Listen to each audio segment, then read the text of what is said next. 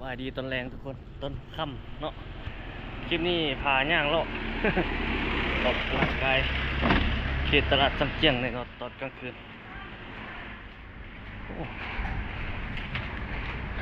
หลายห้างปิดแล้วตอนกลางคืนแบบนี้นะพาเลาะบรรยากาศเบิ่งบางเทื่อบางคนบางท่านก็อยากเห็นตอนกลางคืนเป็นจังไดเนาะอยู่ตลาดจำเจียงแบบนี้นะที่พาทางเลาะบ่อนมืดบ่อนแจ้งบ่อนมีไฟแสงสีปะปนกันไปโอ้ทางหน้าไฟเชี่ยวเชี่ยวอยู่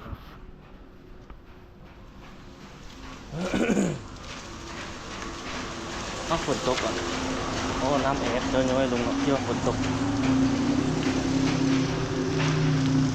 ก็สดข้างหน้าแอบน้ำเที่ยวร้านอาหารจีนอันนี้อันนั้นกลางคืนเขาก็ยังเฮ็ดอยู่นะเปลี่ยนแล้วเฮ็ดอยู่แล้วอันนี้นี่มีเต็นท์พร้อมเลยร้านอาหารเลยร้านอาหารต่างแดน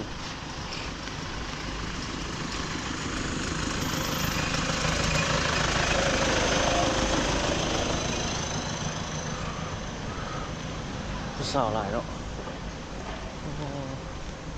ไปหุ่น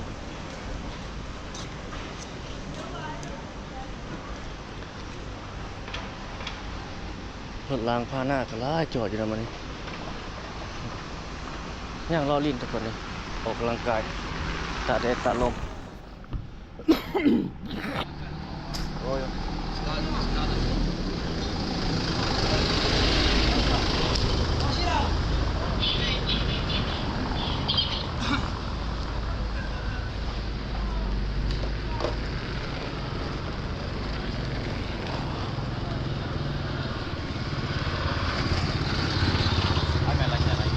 แรงๆมากแบบนี้สลายที่คนจีนเนาะโหลนะขี่รถแบบแม่นๆ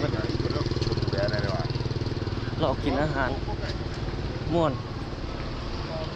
สดลิ้นแซ่ลิ้นเสาไปแล้วคนจีนนี่เขาเจอมักแบบนั้นเลยจะสวยหาเงินตอนแรงเรากิน กินลิ้นม่วนดมเดียวคนลาวก็คือกันเลยเนาะเพราะว่าแต่คนจีนได้เนาะ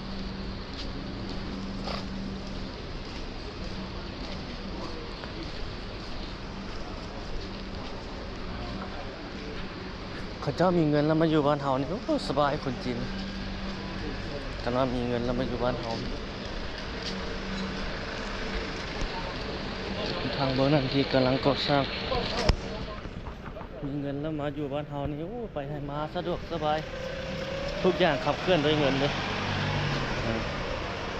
ถ้าอยู่บ้านเขาก็ยังมีปัญหาได้มีเงินก็ได้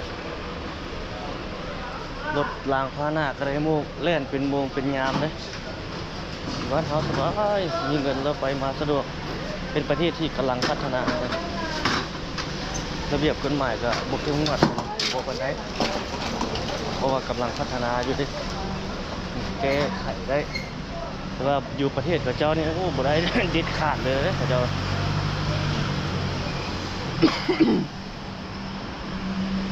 เราก็ฮู้พอความคิดของเราเป็นแบบนั้นเลยเนาะถ้าท่านใดรู้ละเอียดก็แนะนำอีกก็ได้ โอ้วันนวดท่านนวดอันนั้นเป็นร้านอาหารสาวหลายตัวเงินดูสาวสาวน้อยตัวสาวขึ้นใหม่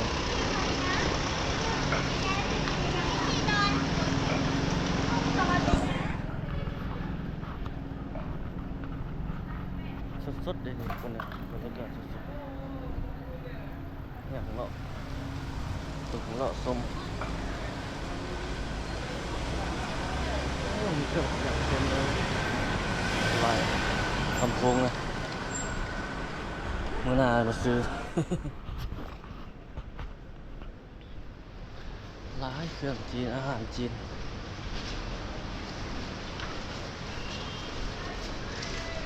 เพราะว่าแต่ผู้หญิงผู้ชายค้าขายเป็นบัดเลยคนจีนนะเพชรทุกอย่าง เจ้าแบบหาเงินเป็นหลักนะความหมาย ปากท้องว่าสิซะเว้าแบบนี้ซะ เอาเรื่องปากเรื่องท้องเนาะ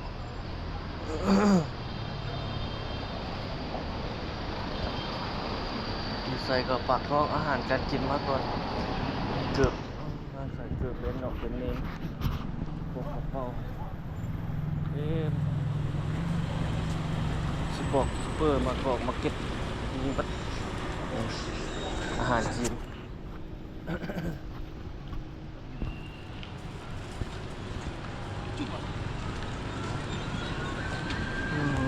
ตัวนี้เบียงจันทน์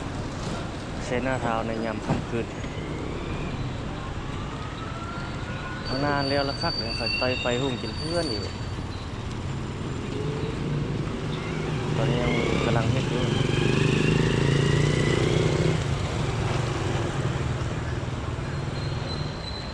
ข้ามไปทางนั้น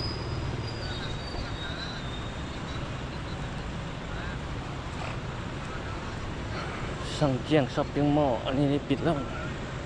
ยาวไปหมดคุณ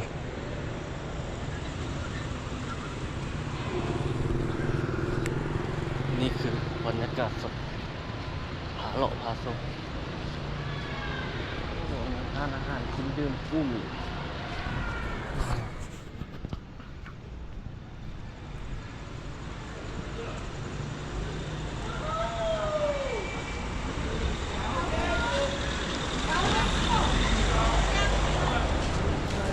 ฉันกินละ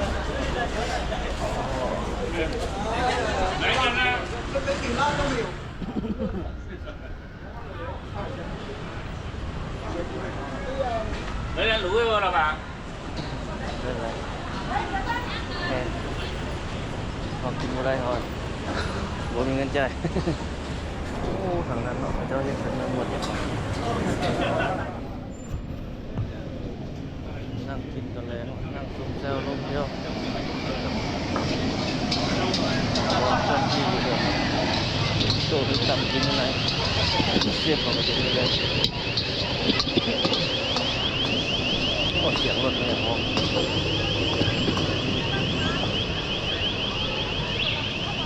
เราตัวอะไรอย่างเอามาโบมานั่งคายสาวทางหน้าเขา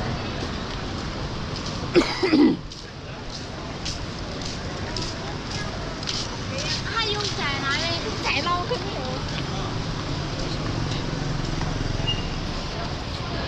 โดดอาหารจีนเพื่อมาเก็ตเจนี่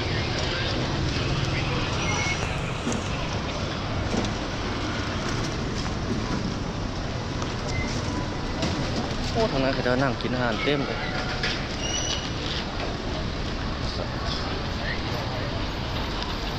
นี่คือต้มครับ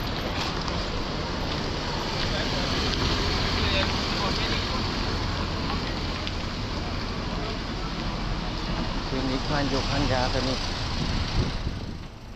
คานยาจีนคนจีนเนอะที่ว่าคนลาวครับ Đâu lên nổ tôi được. Cái nó khó gì đấy sao? Cái gì bảo bị.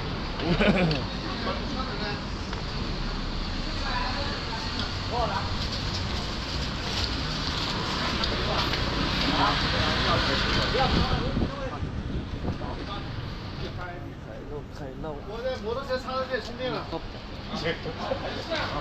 插没事。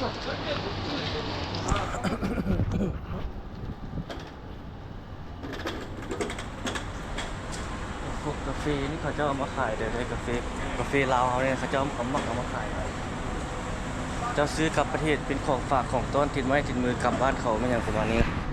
อยู่บนทางเฮ็ดเขาเจ้ากับเขาจะเห็นเลย หาขายเรา อยู่บนทางเฮ็ดเรียกเขาเจ้ามักซื้อให้คนเขาเจ้ากลับบ้านกลับซ่อง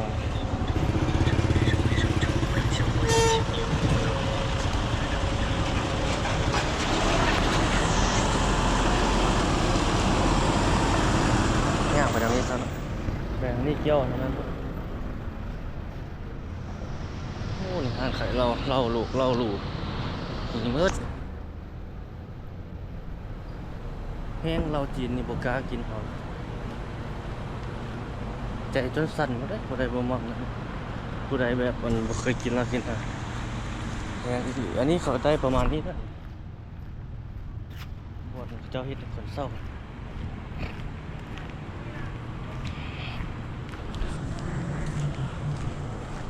โอ้นะเขาจะเฮ็ดตู้พนักงานอยู่ว่านะ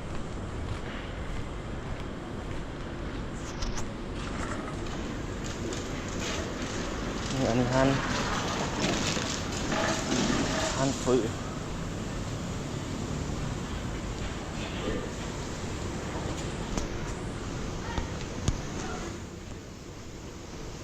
จะเห็นให้คนมาอยู่ด้วยหัวครับโรงแรมเต้าโฮมจีนจำกัด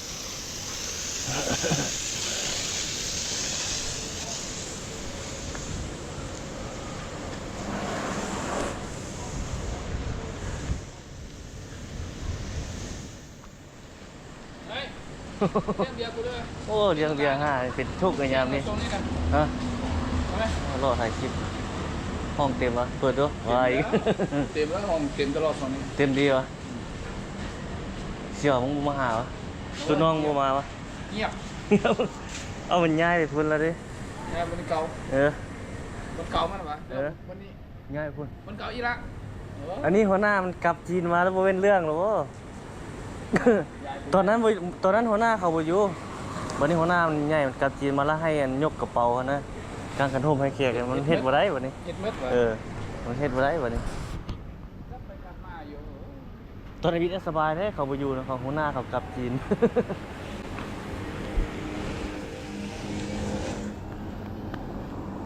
ว้าว เนี่ยเรื่องเบียร์นี่ โอ้ยมีเงินสงกรานต์จีน เดี๋ยววะ ย่างกูย่างไปถ่ายคลิปก่อน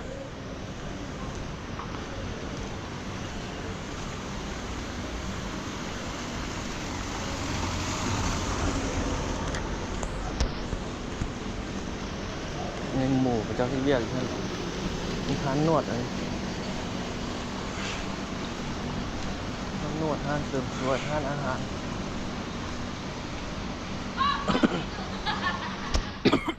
ผู้สาวผู้สาวน้อย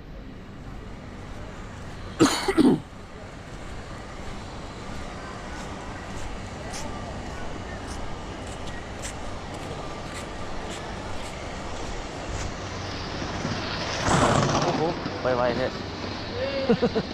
ว้าไปจดเลย อันนี้เป็นทานเบียร์ใช่ไหม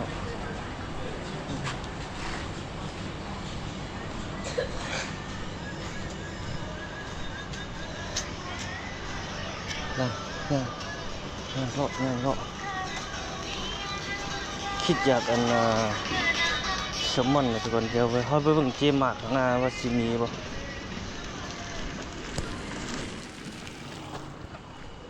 โอ้ยไตไฟแบบนี้แหละ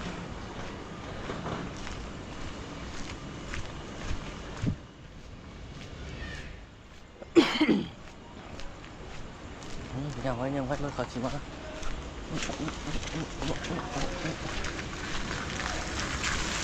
แต่ก่อนมีร้านอาหารเลยทุกคนอยู่ข้างหน้านี่จามนี่เขาเจ้ามางที่ทำเนียมตอนนั้นเอามาตลอดหลายคนก็น่าจะเห็นเนาะเอามักมาถ่ายตอนนั้นมันตอนเขาเจ้ากินข้าวตอนแรงเขาเจ้าเฮ็ดฟอนเฮ็ดหยังนะโอ้หลายนี่บนนี้แต่ก่อนเป็นห้านอาหารนี่เขาเจ้าเฮ็ดเป็นนี้น่าจะเป็นโรงแรม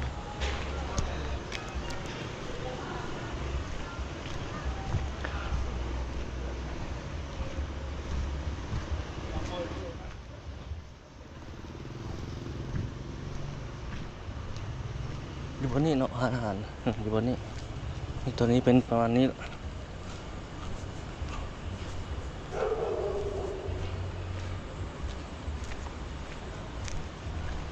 แปลงนั้นกำลังเฮ็ด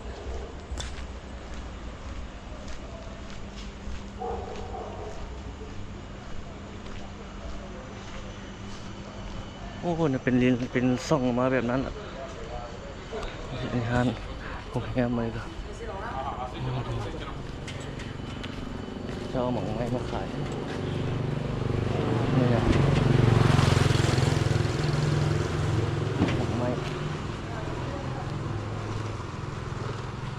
นี้ฮานรสชาติหูนานสั่งซาเก่าต้องการพนักงานสายยิงสายจะน้อยมีโรงแรมตัวนี้เปิดแล้วก็โอเคแล้วนอนอาหารเขาเจ้าวางแผนไว้แบบนั้นเลย วางแผนไว้ในอนาคต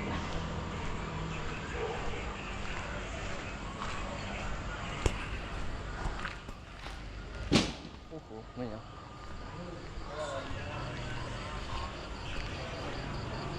อันนี้ร้านอาหารนี่เลยไฟพุ่งจุดเทือนคนจีนนี่เขามักที่แบบนี้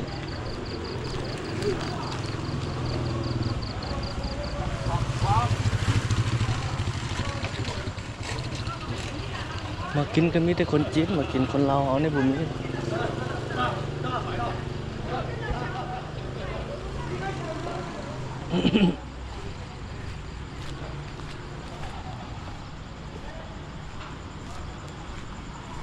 เนี่ยรอบวันนี้ได้แบบนี้ได้บรรยากาศทุกคน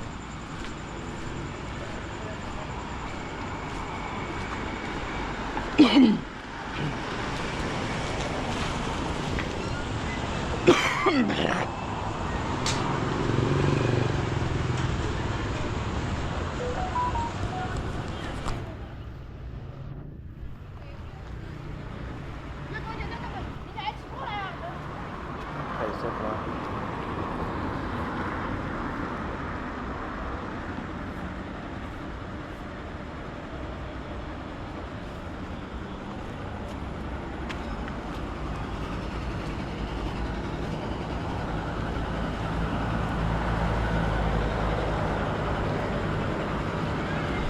ปวดทันโรงแรมตอนนั้นหุ่งจนเทื่อนกับเจ้าไตไฟปวดนั้นนะครับปวดตัวหน้าสร้างตอนเราอยู่แต่เก่าเพื่อจะหาอาหารจีนล้วนๆนี่เลยเป็นคนจีนมากินเราสลายจีนล้วนๆ哪个？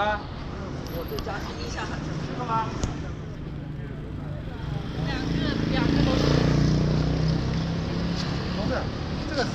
三江友谊大酒店在哪里？哪方面走？这里上江吗？哎，三江，哦，江这里，你这里走，从这里走。对，哦，谢谢，右转，谢谢。谢谢。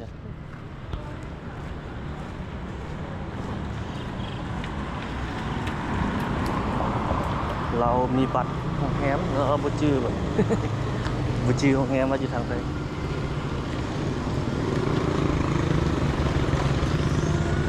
เราจะเข้าไปทางหน้าครับ ดีมาก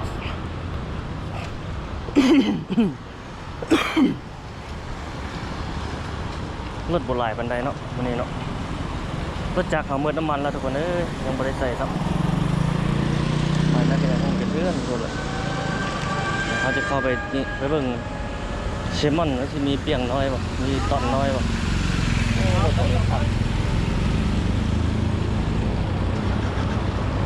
โอ้ผู้หญิงเนี่ยส่งเงินพวกเมียมาเย้าผู้หญิงคันหนึ่งผู้ชายคันหนึ่งขับรถคันใหญ่ๆยืนคือจะกินน้ำมันหลายเนาะ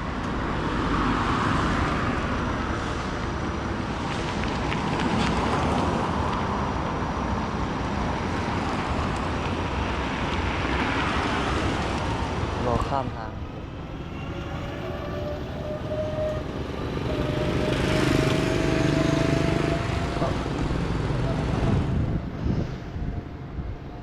รีบมาคนจีนเขาจะเข้ามาล่อลายด้วย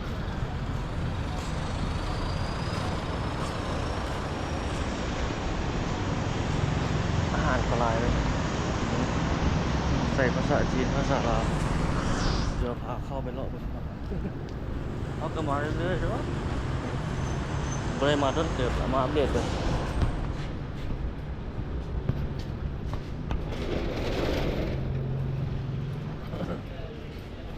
โอ้นี่เขาจะเปลี่ยนแปลงใหม่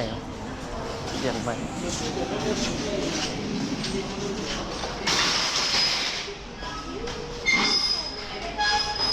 ก็จะเปลี่ยนอันนี้ใหม่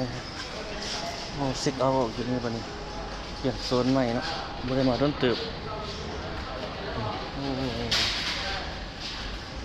เข้ามานี่อาหารอันนี้ของไทยหมักม่วงอบแห้งโอ้ขนมอันนี้ก็มีเท่าไหร่นี่42,000อันนี้69,000หมกไม้อบอันนี้ของไทยที่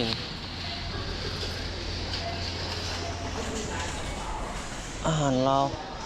อาหารจีนอาหารเกาหลีก็มีของเกาหลีสลอกสลายของไทยของจีนมีครบอย่างนี้ของเราดีกว่านั่นเลยกาแฟสมุนไพรลาวมีมักโนมีอย่างนั้นด้วยแต่เขายังบ่ทันถึงขั้นกินอันนั้นเนาะคนนี้43,000หมากไม้นี่25,000ตรงน้อยต่างกับเขานี่ยังหนุ่มยังน้อยอยู่ ยังบ่ทันมันยังบ่ถึงขั้นนั่งกินกาแฟจิบๆนะถ้าอายุหลายก็จึงกิน40 ปีพุ่นแหละ ตอนนี้ก็30ปลายแล้วเด้โอ้หลายเครื่องใช้ไทยของลาวของยังจะมีครบโอ้โหอาหารหมกอาหารมาชิซู77,000 กีบ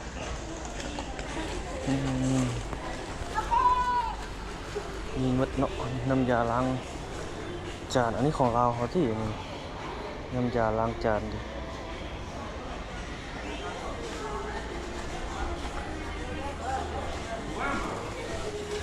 แพ็คถุงใหญ่อันนี้เท่าไหร่63,000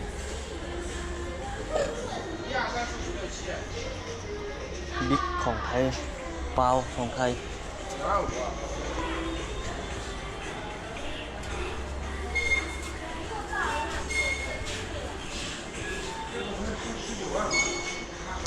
ปลาต้มหนอกต้มน้ำเนาะถ้าเขาอยากได้ตัวหนึ่งเงินแบบมันนิดน้อยบ่เห็นเนาะที่น่าจะบุญอยู่ดิเครื่องใช้ห้องกรอกห้องการมันยังจะมีวัดปึ้มตอกปึ้มเขียน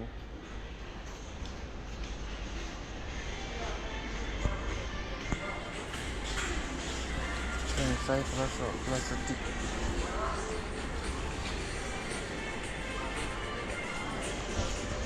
ถ้วยบวกที่ครบสุดเลยเครื่องใช้โคหกโคเงินจองน้ำปูน้ำปลาทุกคนเขาย่างไว้บอก นี่ก็ของไทยเนาะเมื่อกี้สูตรเผ็ด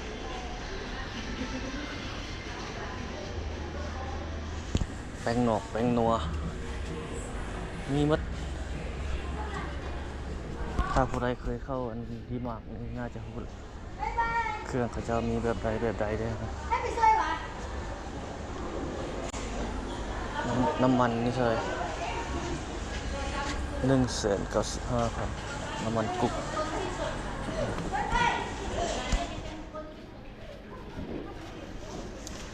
หมักไม้เข้าอันนี้เข้าลาวเขาเนี่ยเข้าแพ็คเข้าโกเข้ากำ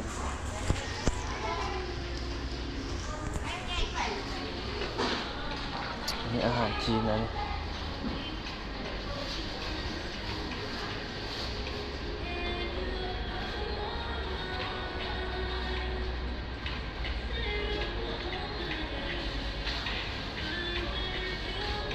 โอ้อันนี้20,000นะครับแต่ก่อน18,000แล้วนี่ขึ้นเลย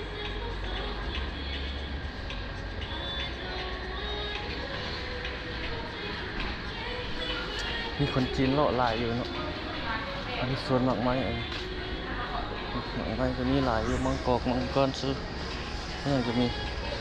เครื่องดื่มผลิตภัณฑ์เบียร์ลาวบอกเบียร์ลาวมีครบแตงโม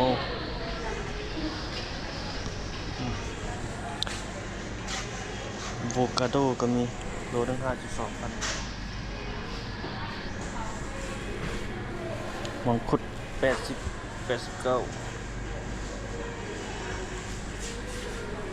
หมักพับ45 น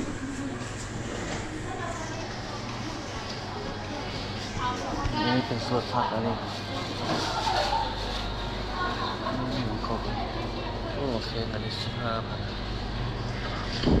99 cc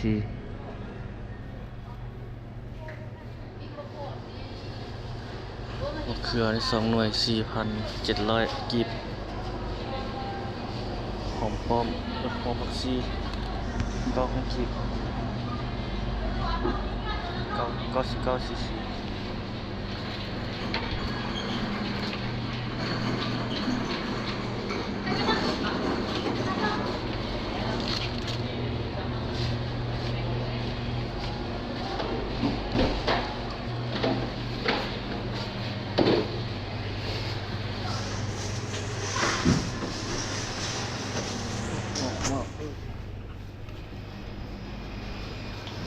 ปลาดิน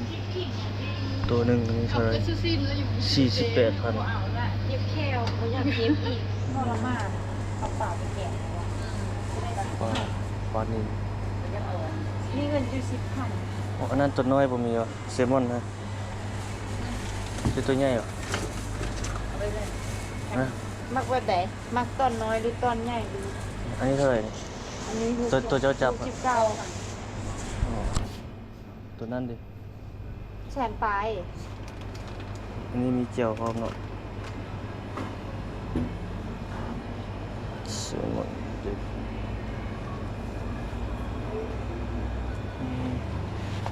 ปลานิล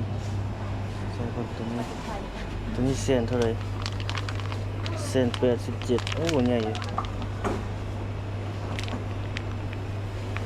ใครจะไปซื้อร้านอาหารแสนสาวน้อยเดียวอันนี้เท่าไหร่นี่6 โลรถนี้โล197106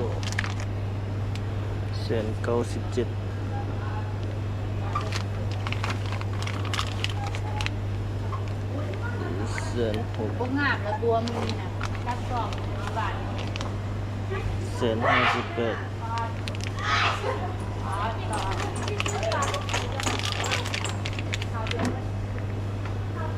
158จะไปเอาตัวเป็นกล่องเลยบ่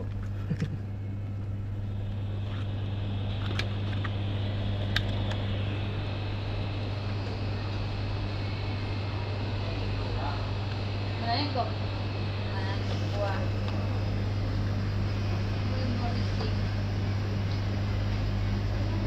อันนี้120,000หรือ123,000กลางมัน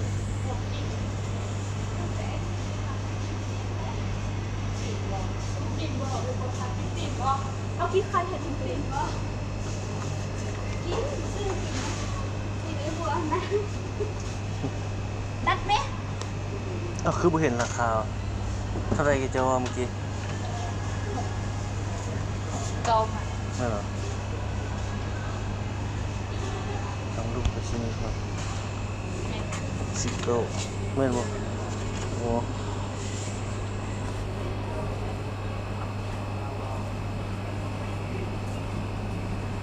เอาตัวนี้เลย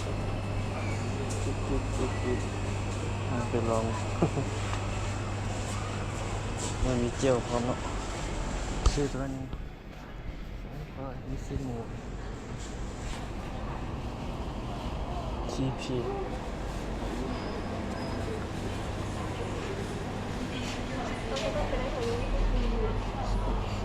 ชอบเลย บ้านของบ้าอย่างไร ชิ้นงัว แม่ 31,500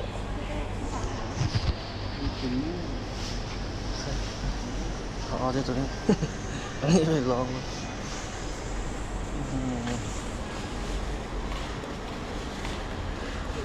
กระชินใส่ออกใส่อัวมีจีนนี่ก็มีเลยนี่เป็นเส้นนี่ต้มนี่ได้หลายแล้วมีอันนี้เอานี่เราก็ซื้อมีเพราะมีห่อมีกล่องมีไทยเนาะ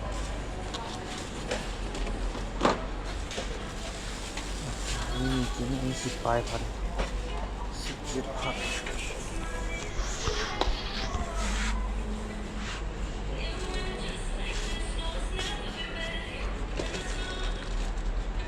เกาหลี18มา11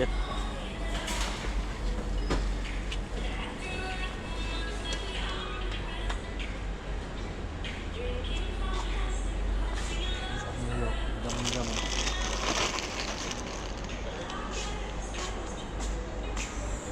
ตัวนี้กล่องแล้ว17,000ตัวไหนวะเห็ดนี่วะรสชิมงัวที่ตัวนี้คือจีเผ็ดเนาะตัวนี้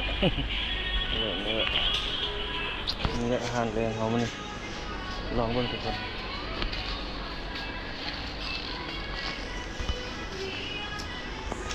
อันนี้มีหมากไม้เทียม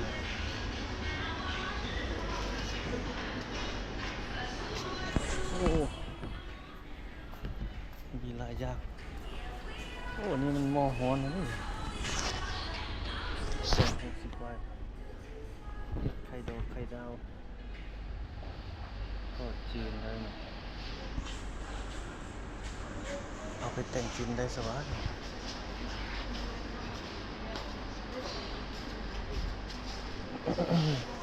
ขอประชาสัมพันธ์ถึงตลาดและข้าวลูกค้าเมื่อนี้อีก10 นาทีทางท่าทีใหม่ของเจ้าพนักจะปิดให้บริการแล้วหากว่าลูกค้าท่านไหนยังเลือกที่จะเข้ากรุณามาเช็คบิลดูเขาต้องเสียขอเข้าใจลูกค้าที่มาใช้บริการ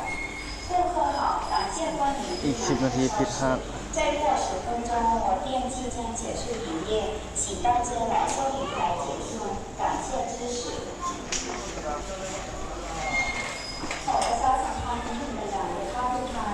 เมื่อนี้อีก10 นาทีทางท่าทีใหม่ของเราจะปิดให้บริการแล้วหากว่าลูกค้าท่านไหนยังเลือกซื้อสินค้าอยู่กรุณามาเช็คบิลดูเขาต้องเสียขอเข้าใจลูกค้าที่มาใช้บริการ顾客好，感谢光临马特超市。再过10分钟， โอ้นี่เป็นห้านอาหารได้เนาะโอ้เปลี่ยนใหม่ละเป็นแบบนั้นแหละ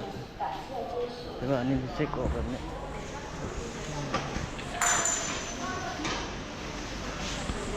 ขอประชาสัมพันธ์ถึงตลาดและข้าวลูกค้าเมื่อนี้อีก10 นาทีทางท่าทีใหม่ของเจ้าพนักจะปิดให้บริการแล้วส่วนนั้นเป็นโซนห้านอาหาร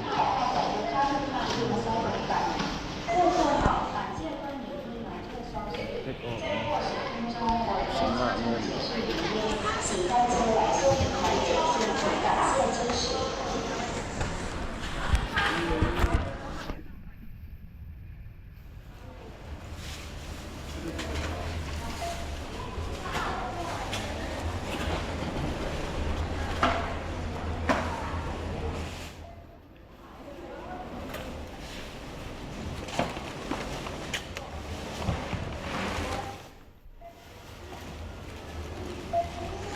เซ็ก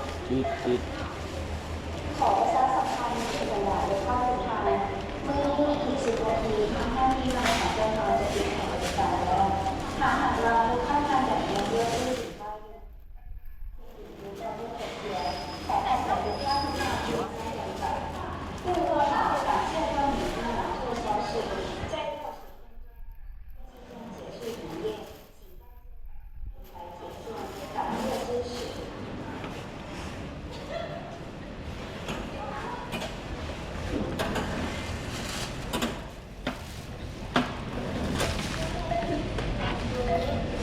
เ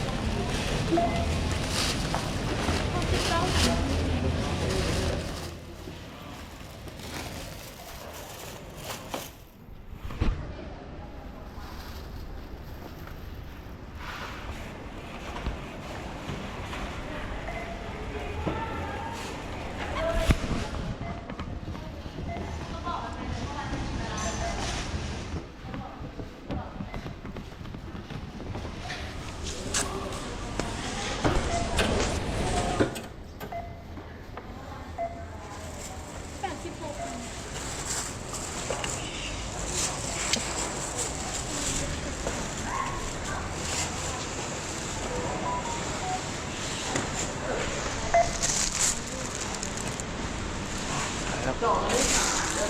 นนี้ก็จะเฮ็ดเป็นห้านอาหารแล้วนะโอ้น้ำเต็มเลย39หัวเสื้อหัวเสือ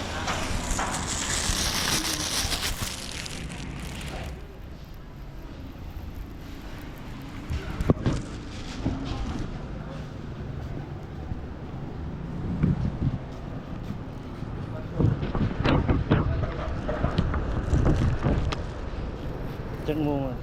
โอ้9 โมงก็จะปิดแล้วโอ้หมดเงิน80 ปลายพันทุกคนเข้ามารอดนี่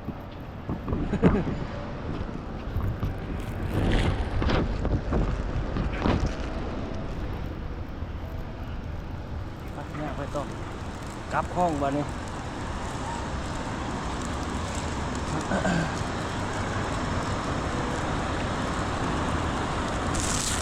บรรยากาศในยามแรงๆปิดไว้เนาะ9 โมงเขาจะกระปิดละโอ้ทำงานนะสูงขนาดแม่นจะตึกของคนจีนหมดเลยสบาย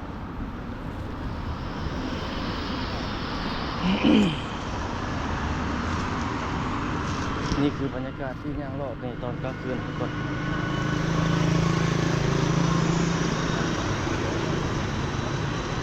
เดี๋ยวมีของกินไปกินกับอันนี้นี่เขามักจนละแต่ว่าไม่ได้กินปลาแซลมอนตัวนั้นแสนปลายเนาะโอ้ถ้าเครื่องในครับมีหลายคนเนี่ยเอาไปต้มนะครับเนี่ย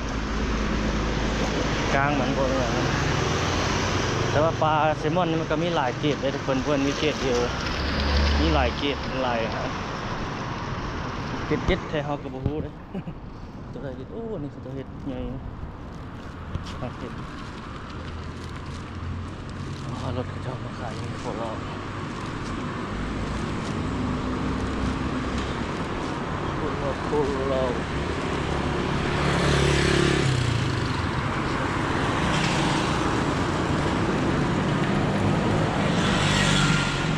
บรรยากาศสดๆ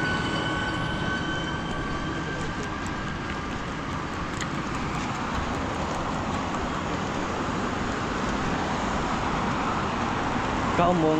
วนประมาณนี้เลยอยู่ในเขตตั้งเที่ยงทางสามอย่างพอเป็นทางไหนน่าจะเปิดเลยแล้วเด้ อันนี้เข้าไปก็เป็นโรงแรมเป็นอพาร์ตเมนต์เป็นปั๊มน้ำมันเลยก็หุ้นส่วนจีนอย่างนี้โอ้รถไฟฟ้านะก็จะมาจอดอยู่แบบนี้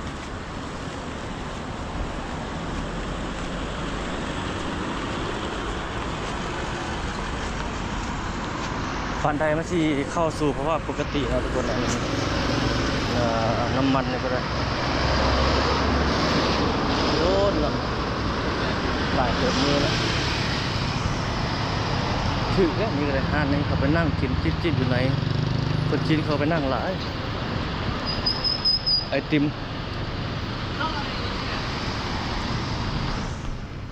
เอาว่าแพงมันก็ไม่ได้แพง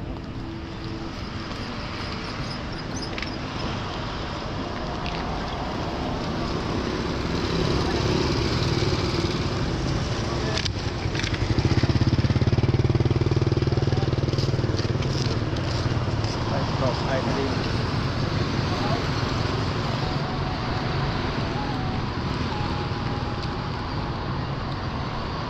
บุกคืนโบราณปันใดแล้วฝนเนาะเริ่มแบบเบาบางแล้วครับโบราณแล้ว9 โมงตอนนี้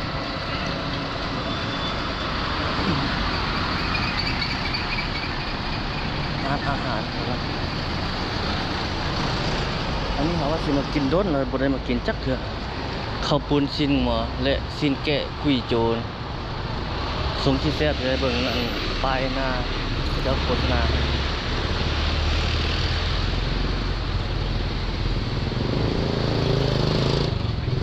โลกไปโลกมาอยู่ที่นี่สลายกับคนจีนมัดล้วน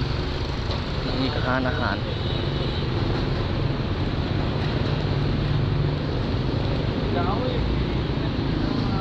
แพงเติบได้ทุกคนเนี่ยว่าบ่แพงเลย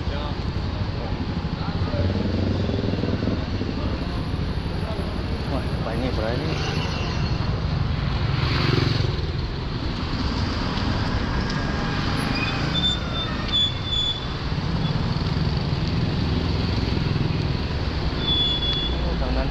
านอาหารร้านอย่างต่างๆหลายนี่เป็นร้านอาหารจีนสวย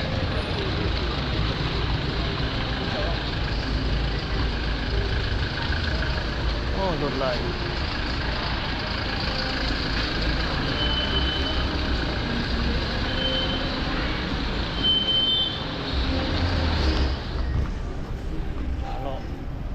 เศรษฐกิจคนจีนในเวียงจันทร์นี่คือร้านอาหารเลย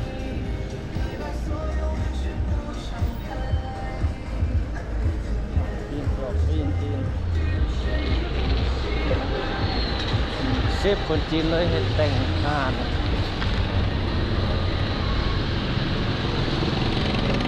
ทุกคนสามารถมาเที่ยวมาโลดได้ทุกคนเด้อแบบเขาจะมาเที่ยวมาโลดซื้ออยู่ซื้อกินอยู่เขตนี้สามารถมาได้มักกินทานใดมักนั่งแบบใดมาได้ทุกคนพระเจ้าบริจำกัดว่าคนอย่างคนอย่างเด้ทุกคนสามารถมาได้หมดทุกคนเงินก็จ่ายเงินกีบเอานี่แหละจ่ายเงินกีบเงินอย่างเขานี่แหละได้แล้วพอละเข้าใจได้แล้ว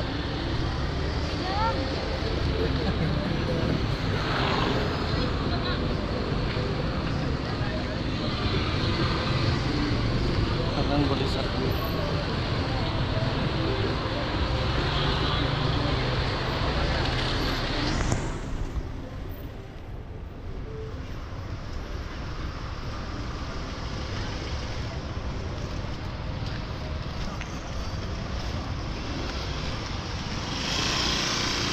เข้าไปในเนี่ยเขาสิยากเดียวแถวหน้าแล้วก็ท่วมไปทางนั้นผ่านรอบเบิ่งเลยทุกคนเลยรอบเบิ่งสดๆ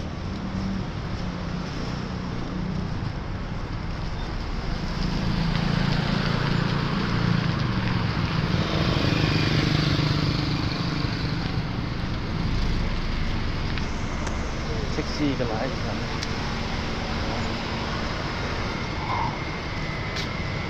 เราเขานี่แหละขับบิ๊กซอกแท็กซี่ทำนี้ก็ได้นี่อาหารจีนหลายมาลองมาซิมเบิ่งรสทุกคนเลยนี่ก็แม่นเต็มเมนูเขาเจ้านี่เต็มสามารถมาลองมาซิมมากินเหล้าจีนอาหารจีนได้เนาะข้างหน้าเป็นสาวหลักใช่ไหมรถสีส้มมันบ่เห็นแล้วนะรถสีส้มนะพระเจ้าน่าจะเอาไปนั่นหมดละKTV อันนี้มีผู้สาว KTV นี่ออกมาซื้ออันนั้นเลยนะพระเจ้าออกมาซื้อส้มอ๋อจะเป็นผู้สาวซื้อของใหม่อะไร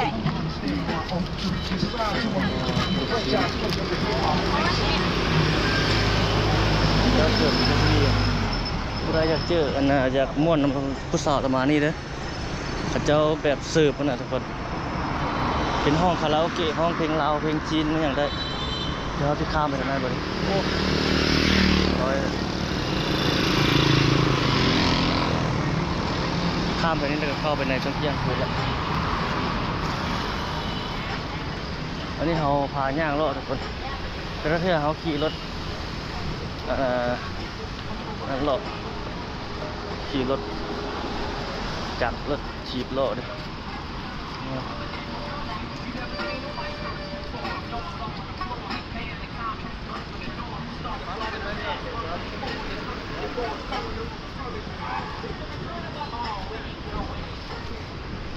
บรรยากาศสดๆ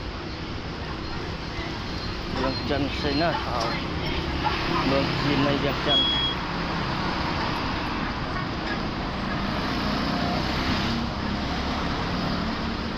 บางคนอาจารย์นั้นอาจารย์นี่โบได้เป็นอย่างทุกคนเลยสามารถมาโลมาอย่างไรสบายคือหอบอาหารการกินไม่อย่างแถวนี้ได้สบายมีหลายอย่างอาหารมากินของประเทศใดของกินของเรา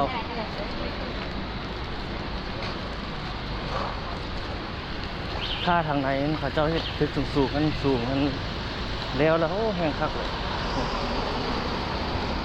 แห้งสิมีคนแบบมากินมาอย่างหลายนะมาโลกหลายนะมีบ บ่อนผักมีบ่อนนั่นหลายย่างกายกับห้องเลย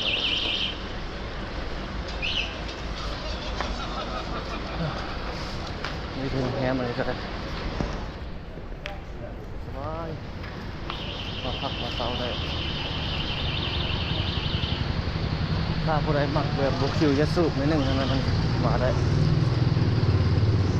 แต่ว่าคนจีนเขาเจ้ามักสูบยาเลย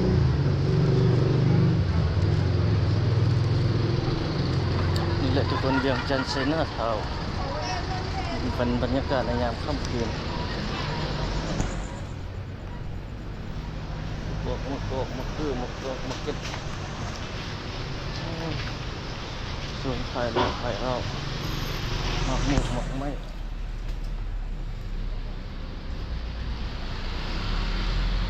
ก็จะตัดใส่แช่เย็นแตงโมแตงลาย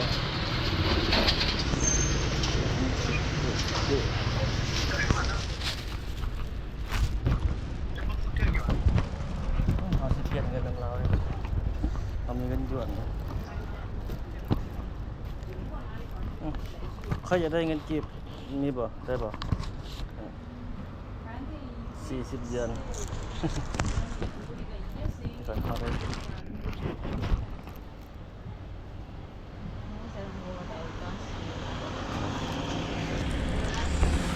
40 หยวนเลยจะอยู่120,000นะเขาได้เงินจีนพระเจ้าให้ชิปเขานะ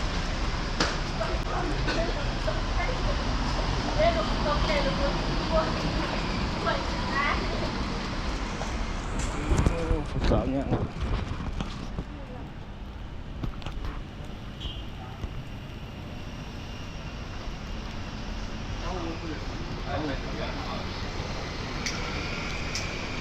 没有啊，没有。你要别个排队嘛就，那个ตัดผมนะ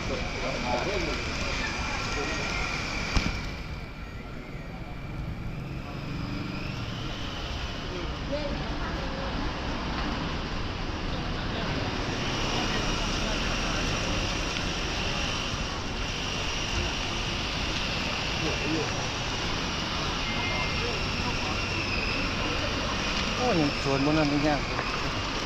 แล้วเอาไปแบบนี้ทางขายโทรศัพท์ตัวนี้16-17 Pro Max มีมั้ยในนี้เขาเจ้ายังบ่เปิดเท่าถ้าเขาเปิดเราสามารถย่างเข้าไปในซอยระบบนั้น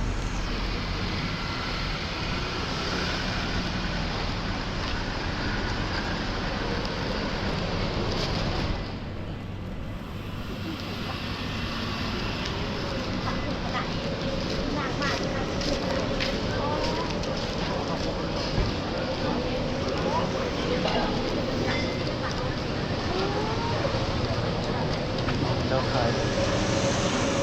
ตอนนี้ตึกตัวนี้เลยเจ้าขายห้องพร้อมเขาอยู่ในราคา139,000 หยวนไม่แน่ใจตึกสูงๆตัวข้างๆเอาบนทางย่างเนี่ยตัวที่เราเปลี่ยนป้ายทันทีโอ้เมื่อยเติบทุกคน ทำงานได้แต่นี้ไปกินทางนี้มีร้านขายซาวโอ้มีโจรมีคนไง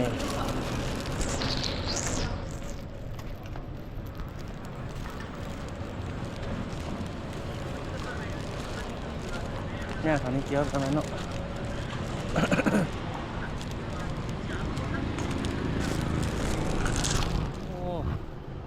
ตอนย่างมื้อนี้นี่ไก่สมควรอยากกินน้ำใช่ป่ะนี่ซื้อน้ำมันยังมีซุปเปอร์มาร์เก็ตอยู่ทางนั้นนึงทางถึงนี่ก็ขึ้นไปกินได้อาหาร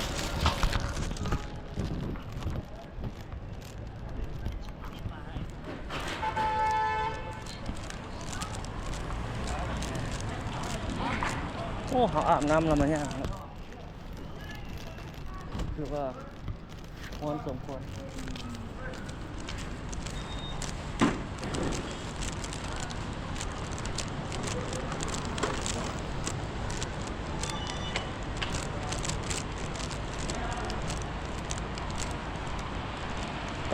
เต้าหู้มีหลายอย่างมีเจ้าขายอยู่คืนนี้เอาหอกอาหารนี่สูตรไฟสูตรมันได้เขาเจ้ากินกันเลยอาหารนี่ข้าวปุ้นแบะหินมาดิสูตรใหม่หากระเปิดนี่อันนี้มีชิ้นงัวและชิ้นแบะกุ้ยโจ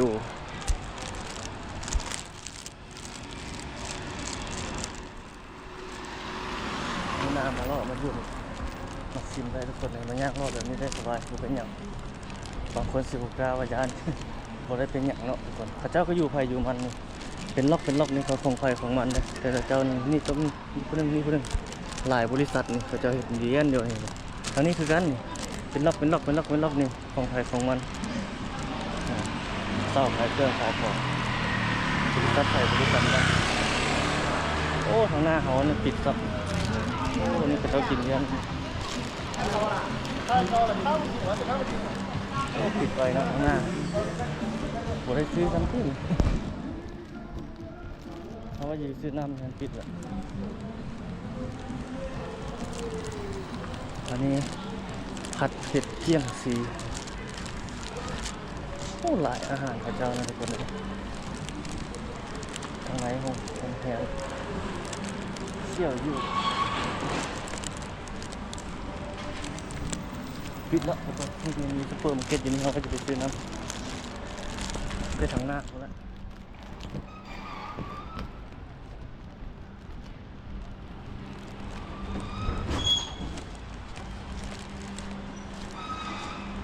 นี่ตึกอยู่ทางหน้าแถวนั้นแล้วให้กันคักทุกคน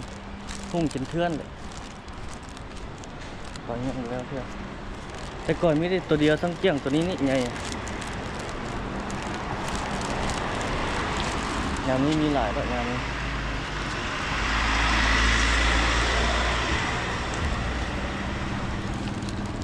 แต่ก่อนบนแถวนี้เราเป็นนั้นเขาเจ้าขายเครื่องเป็นห้างเสื้อผอกเสื้อผ้าฮะรถไฟไหม้แล้วเขาจะเป็นให้เป็นตั้งศูนย์ใหม่อยู่บนตึกสปริงมอลล์อยู่ตรงนั้น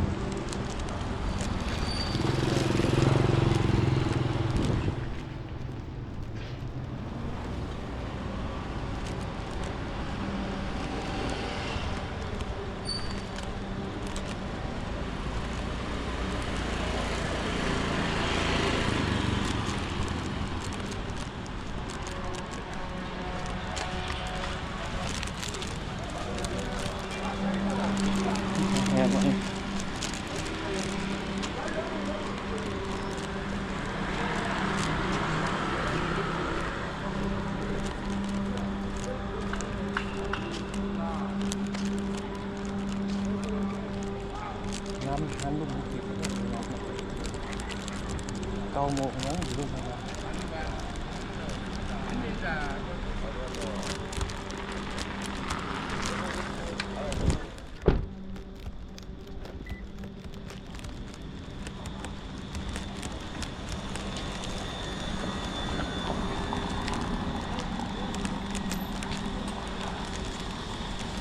ข้างหน้าเปิดเกล็ดตัวนี้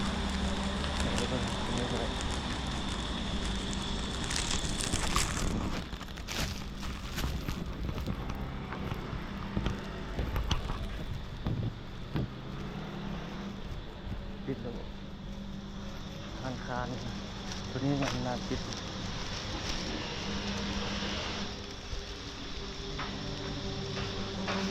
ตัวนี้ยัง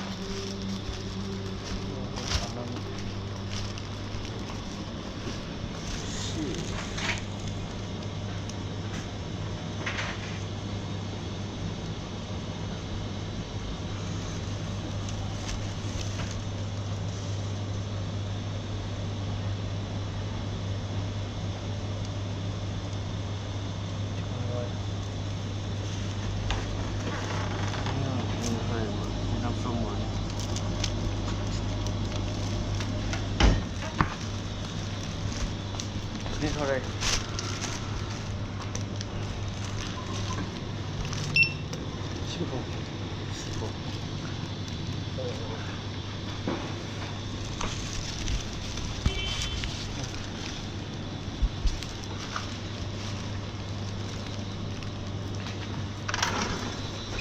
รกไอศครีมมีหมดหมด19,000นะ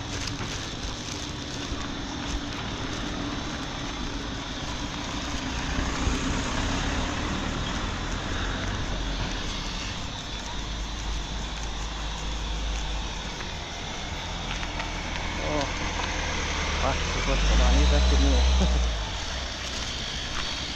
เป็นโลพาเป็นโลเนาะโลสังเจียงตอนกลางคืน